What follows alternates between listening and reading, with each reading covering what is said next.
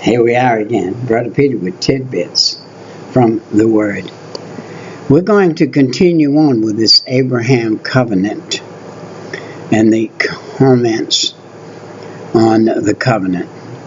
Some of the most important words in all the Bible are found in Genesis chapter 12, 2 and 3. These words are the words of the Abrahamic covenant. The most important words within the covenant are, I will. When God says I will, that is I will. That's an I will that you'll never forget. This covenant is unconditional, depending only on God. The words explain all that God has done in the past, continues to do in the present, and will do in the future. They have never yet been completely fulfilled. The blessing promised in this covenant embraced three aspects. Listen to these. National. This is the amplified in the Palestinian covenant, Deuteronomy 30 and 1 through 9. The personal. These are amplified in the David's covenant, 2 Samuel 7, 10 through 17. Number 3, they are universal. These are amplified in the New Covenant, Jeremiah 31. Do you mean that all of the Jewish people in New York City are under this covenant? Yes. This covenant is still intact. And the main view are held concerning the Abrahamic covenant. The first view holds that God gave this covenant to Abraham conditioned on his obedience. Abram, the Israel following, disobeyed God and thus were disqualified for realizing any benefits of the covenant. Instead, God is fulfilling them spiritually in other people. That's called the church. And the second view holds that since God has not yet fulfilled the provision of the covenant completely, and yet must be a time when he will do so, that time will be when Jesus returns to the earth, sets up his kingdom, and reigns over Israel and all the world for 1,000 years in the millennium. I absolutely 100% believe this writing, that during this millennium, God is going to deal again with his children. The former view is that the Reformed theology of the latter is viewed as a dispensation premillennial theology in favor of the latter. Note that this covenant is unconditional. Only God is obligated to bring it to pass. If God cannot keep his word to Abraham, then he cannot keep his word to us either, but he will. On his arrival in the land of Canaan, Abraham found a severe famine and went on down to Egypt, fearing for his life, and told his Egyptians that Sarai was his sister and she was his half-sister, but this half-truth was a whole lie. Sarah was taken to become part of Pharaoh's harem. Abraham was 75 or 76 at this time. Sarah was 10 years younger, and she was 65 or 66. Sarah must truly have been beautiful to be considered for that Herod's thing. But God's protected Sarai by bringing a plague to Pharaoh's house. In this event, great Abram is seen to be a frail human being beset by fear and lying, and the heathen Pharaoh is more righteous in the matter than in the man of God. After summoning Abraham under his presence, Pharaoh restored Sarai to him and expelled them from Egypt. having failed to trust the Lord earlier and lapsed into Egypt, Abram returned to Bethel, which is called the house of God, or the house of bread, and built an altar and called on God, and he was restored to fellowship with God. His faith was tested by the difficulty that arose between his and Lot's herdsmen. Separation became imperative. This time, Abram left his future in God's hands and Lot had his choice of the land.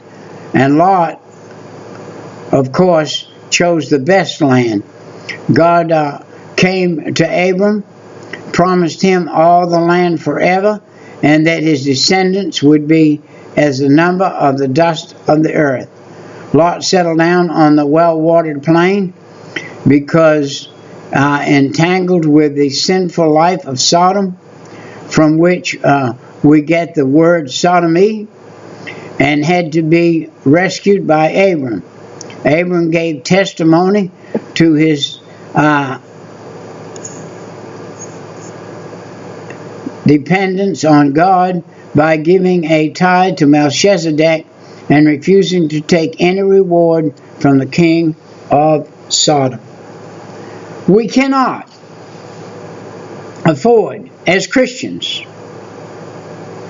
to take from the world so that the world could say, I made that, I did that. If a Christian says I did that in God, then God gets the credit. If a worldly man says I did that, he gets the credit.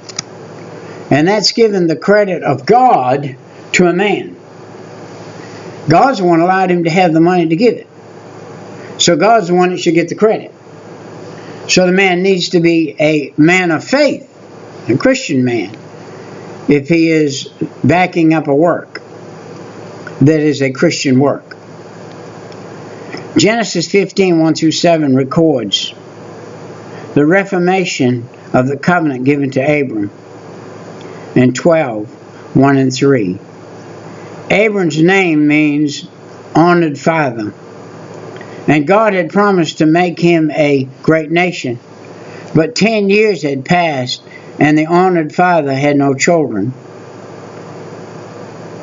No wonder he was concerned and thought God indeed his servant Eliezer to be his heir.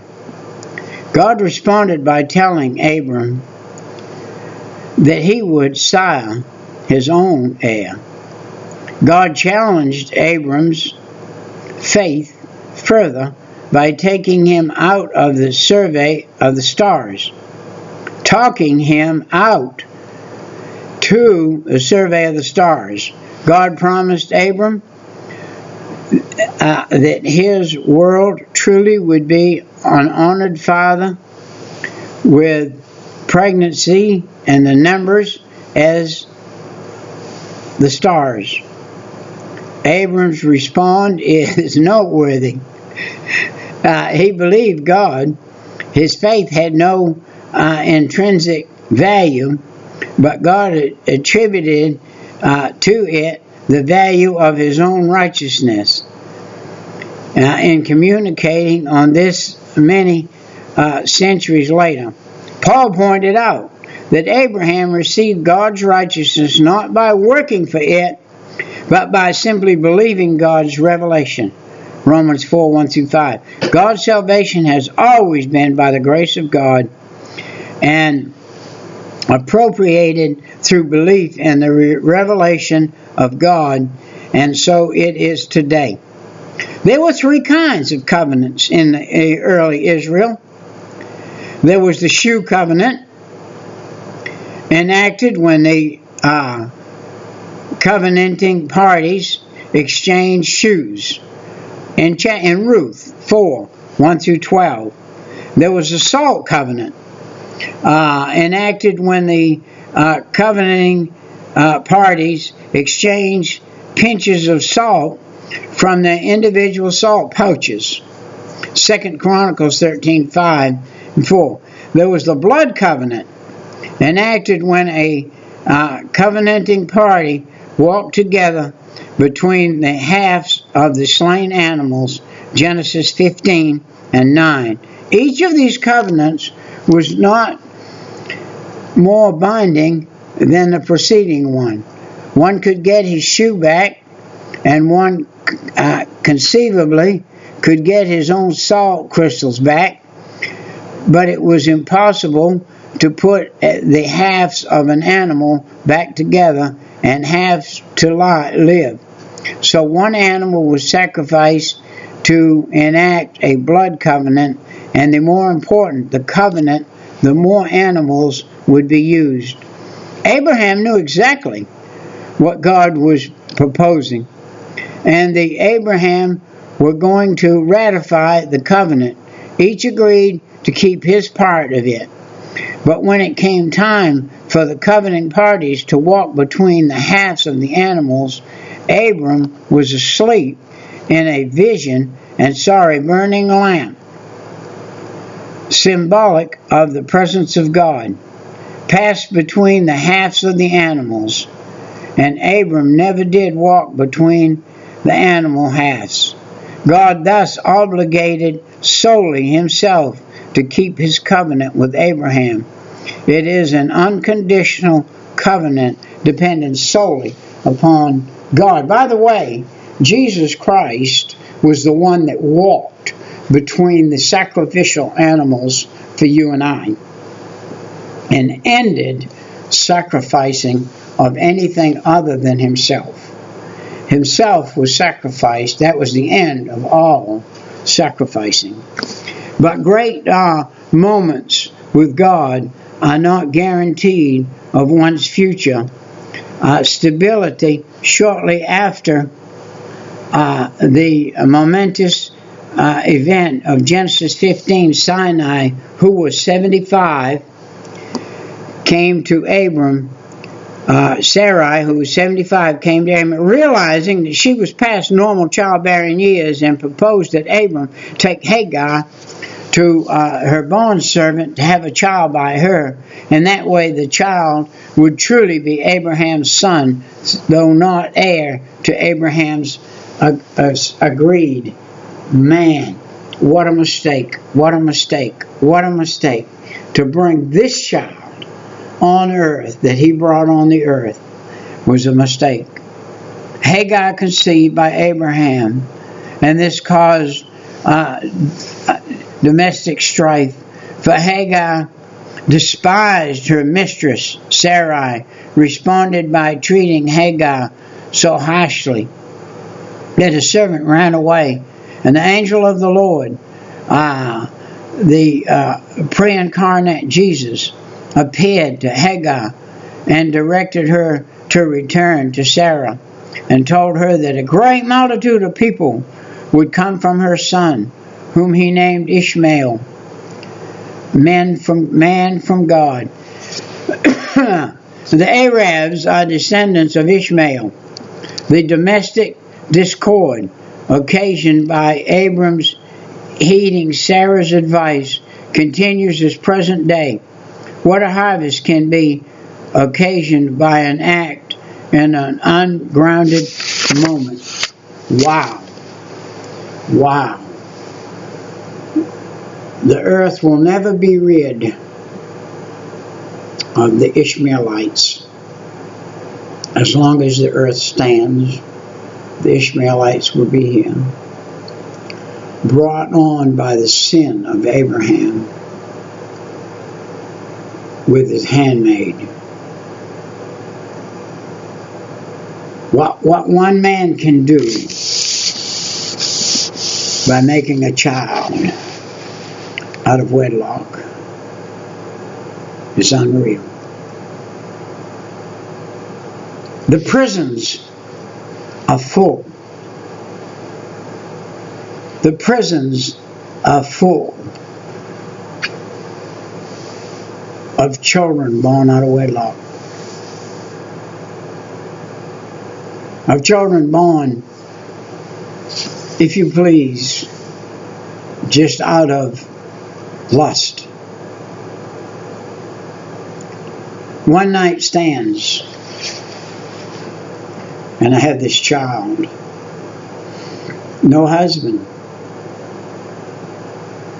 I'm going to try to raise this child and not in a family setting. Disaster is already on that child when that child is as much as 20 years old. Disaster has already set in. And it will be more than likely this child will end up in the prison system of today's society. That mother, that unwed mother,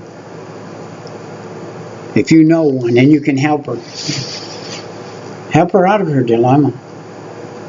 Get her in the church. Let her find a Christian man for a husband.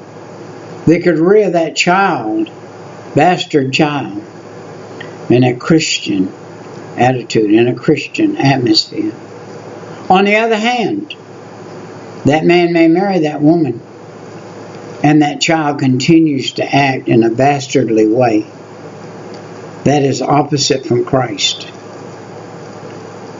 and be a wicked problem to that man throughout his life.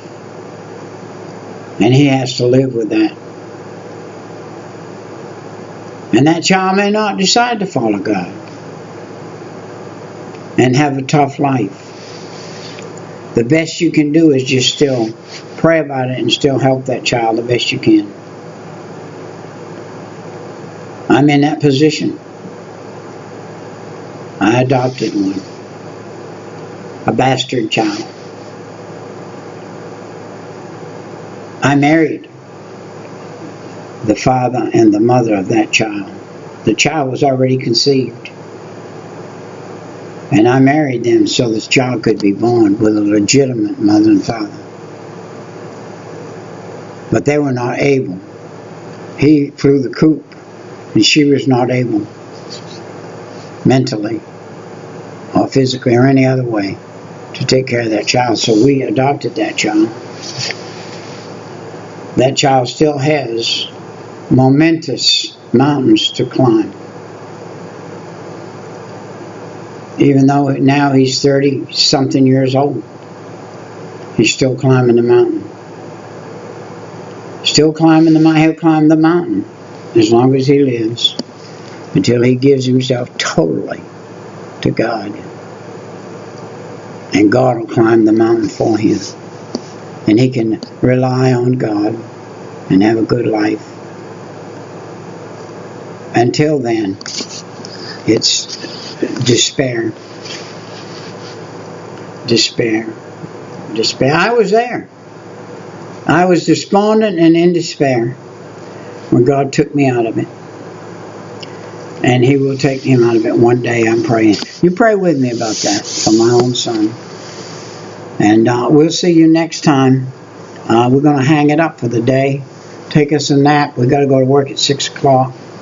And it's 10 minutes to 4 now.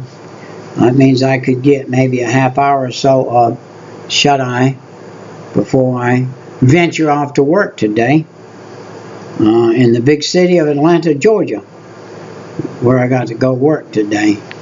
And I'll see you next time. Right. Bye-bye.